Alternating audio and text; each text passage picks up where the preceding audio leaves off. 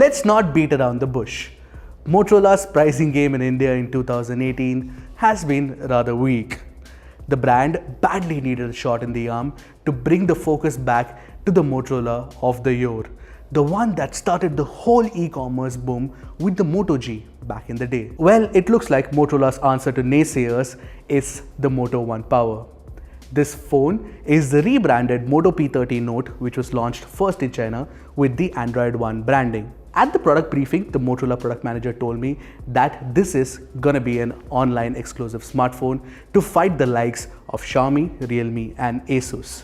But does the One Power have the power to one-up the competition?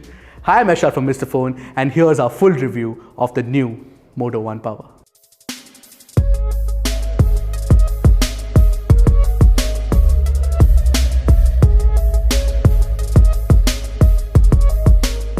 Before we move on to our full review, don't forget to hit that subscribe button and the bell icon right next to it to get notified whenever Mr. Phone puts out an awesome new tech video.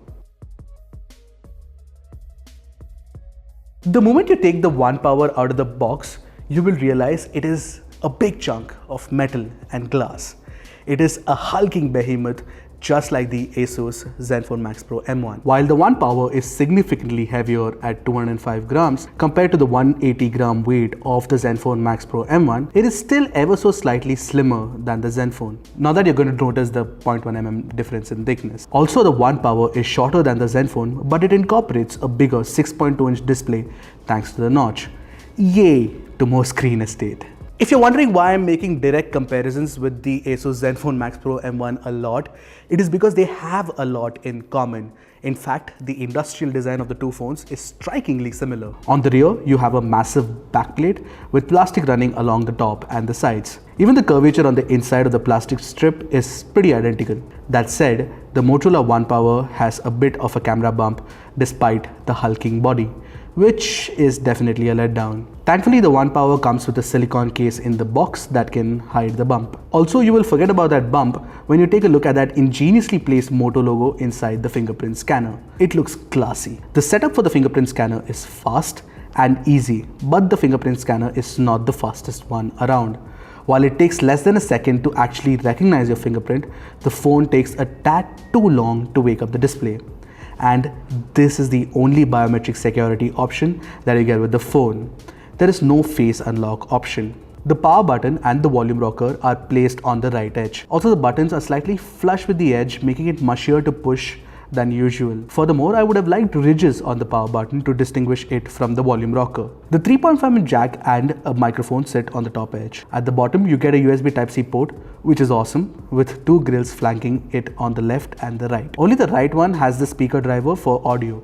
The SIM card tray is placed on the left edge. This is not a hybrid SIM tray, and you get a separate slot for your micro SD card. Open that damn confetti explosion box. All in all, the Moto One Power looks and feels sturdy, and it looks like it can take quite a few falls. But you will have to give up on attractive looks for a functional design.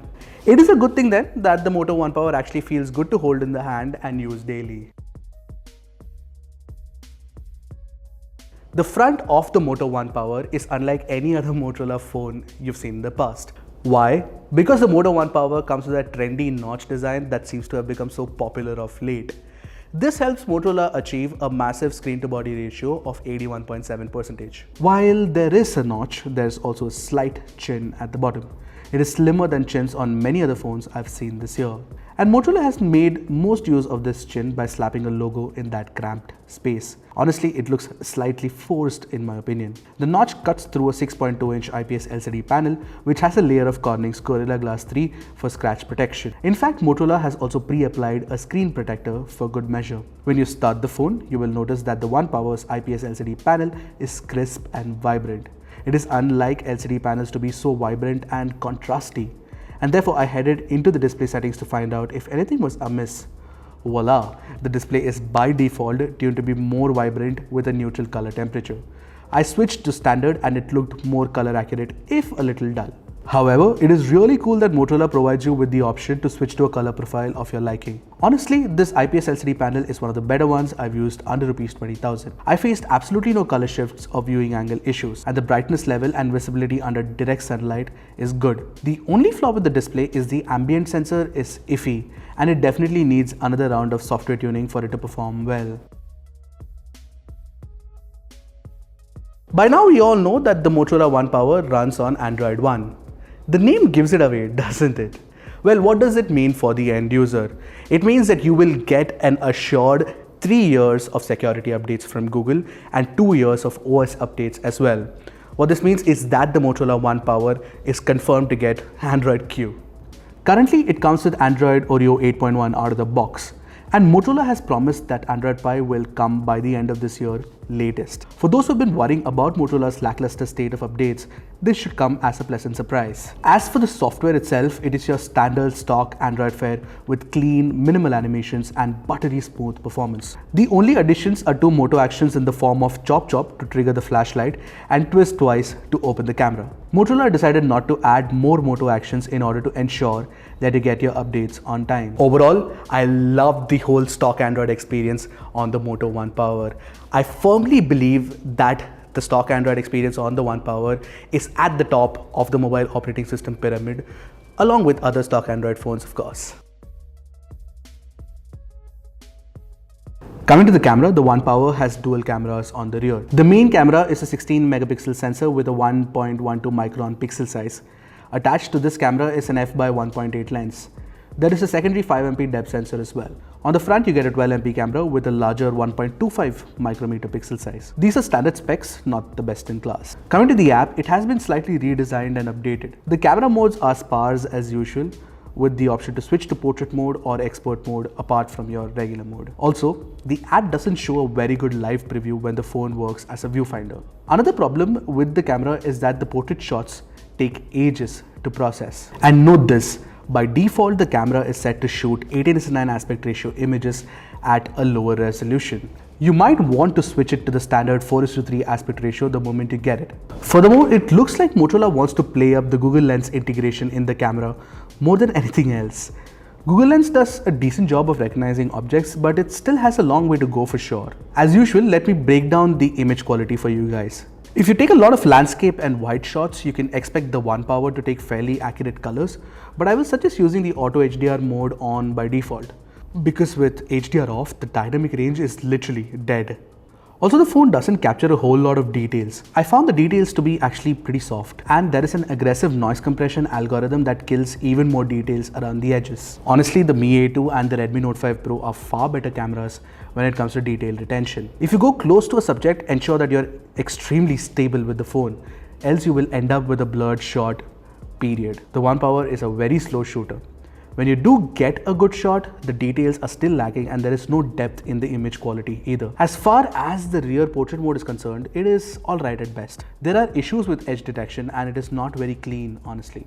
But the respite here is that you can adjust the blur when taking the shot. Low light performance is not worth it. I'm not even going to discuss it. The HDR mode definitely does a good job of improving the details in the highlights and shadows, but it is a little too dramatic and it affects the color science slightly. Still, the HDR mode is the redeeming factor of the camera. The 8 megapixel front camera can take crisp and detailed selfies in good light, not so much in less than ideal lighting conditions. The portrait mode for selfies once again has some problems with edge detection. The rear camera can also shoot 4K 30 FPS videos but without EIS. In fact, the 1080p mode does not have EIS either. The color science in 4K videos is completely off and the dynamic range is not great either. The 1080p video offers slightly better details and colors, but the lack of EIS really kills the fun. By the way, the phone can record stereo audio using the camera and it is of good quality, so that's definitely a plus point.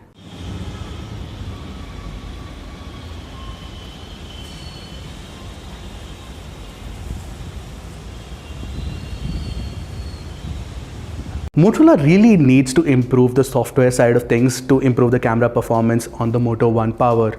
Maybe for now, a few developers can actually work on a camera to API build for the Google camera on the Moto One Power to, improve things in the near future. But in its current state, the Moto One Power's cameras feel slightly lackluster. The Motorola One Power has a Snapdragon 636 system on chip. It is a very capable performer and is apt for this price range anyway. The best you can get under Rs 20,000 is a Snapdragon 660 as far as Qualcomm chips are concerned.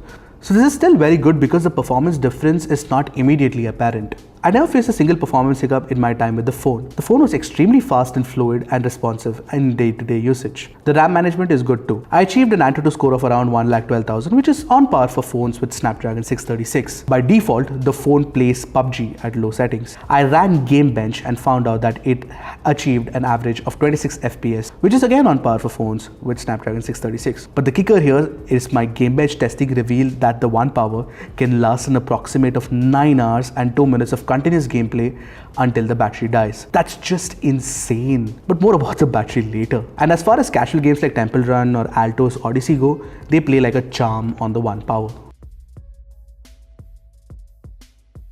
Moving on to the multimedia performance, first things first, the One Power has support for wideband L1 DRM. This means you can watch Netflix, Hotstar and Amazon Prime in full HD. This might come as a huge sigh of relief for many folks after the whole OPPO F7 fiasco. Apart from this, the phone has Dolby support built in natively in the phone. There's a separate app to tune the equalizer according to your preference, or it will do it for you with preset settings for movie, music or games. I fiddled around with the settings, but honestly it did nothing to fundamentally change the listening experience on the single mono bottom firing speaker of the One Power. The speaker can get loud enough for most use cases. Although the Dolby settings definitely changes the sound signature in games and the change is perceptible. The sound quality through the inbuilt DAC on Snapdragon 636 is standard fare. It is good enough for most people, but the Mi A2 is more audiophile grade. But the Moto One Power has support for Bluetooth 5.0 and aptX. It definitely improves Bluetooth audio performance by leaps and bounds. The Motorola One Power will easily fit in my list of top 5 smartphones for best multimedia performance under Rs 20,000, if I ever made one. Especially thanks to its wonderful display, Dolby sound and the marathon battery life. Just sit back, put the Motorola One Power on a comfortable stand, take a bag of popcorn, relax and chill with your favorite Netflix show. Life sorted. The One Power has a great earpiece with superb call quality. I have literally no complaints whatsoever. In my lift test for call quality, the phone didn't face a call drop and the noise cancellation in phone calls is great too. Let it be known that I was using Airtel's network in Gurgaon with regular calls, not VoLTE. But the phone does come with support for dual VoLTE for those who are worried about it. I tried it with the Jio SIM in both the slots and it showed VoLTE support for both. Coming to the most important feature of the Motorola One Power, the 5000 mAh battery inside the phone. It is by far the biggest battery that you can find inside a phone under Rs 20,000, along with the Zenfone Max Pro M1, which also comes with a 5000 mAh battery. This battery is a monster.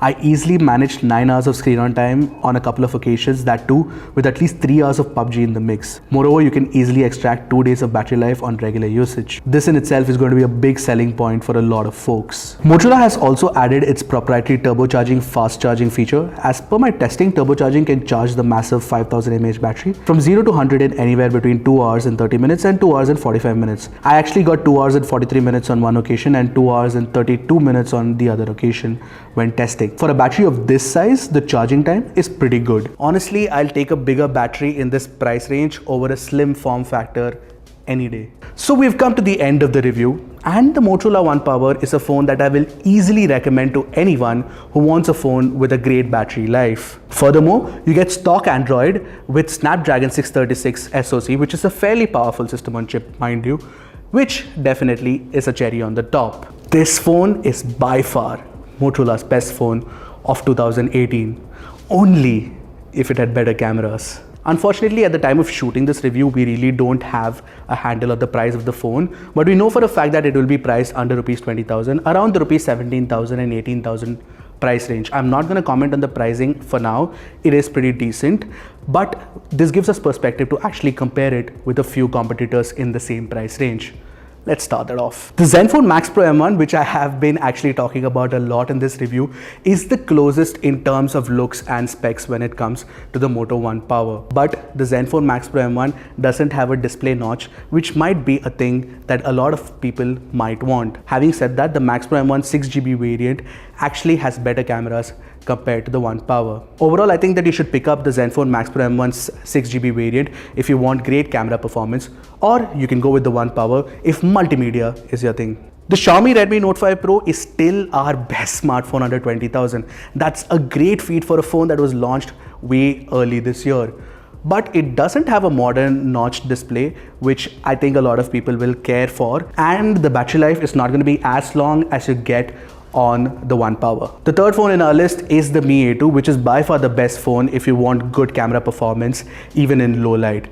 But there are design inconsistencies like the big camera bump and the lack of a 3.5mm headphone jack, which actually deters a lot of buyers. Apart from that, it also has a very small battery and not great battery life, which means that the One Power has a lot going for itself when compared directly with the Mi A2. Obviously, in the 20,000 price range, you have the POCO F1 and the Honor Play as well, both flagship grade performers, and a lot of people would want that phone.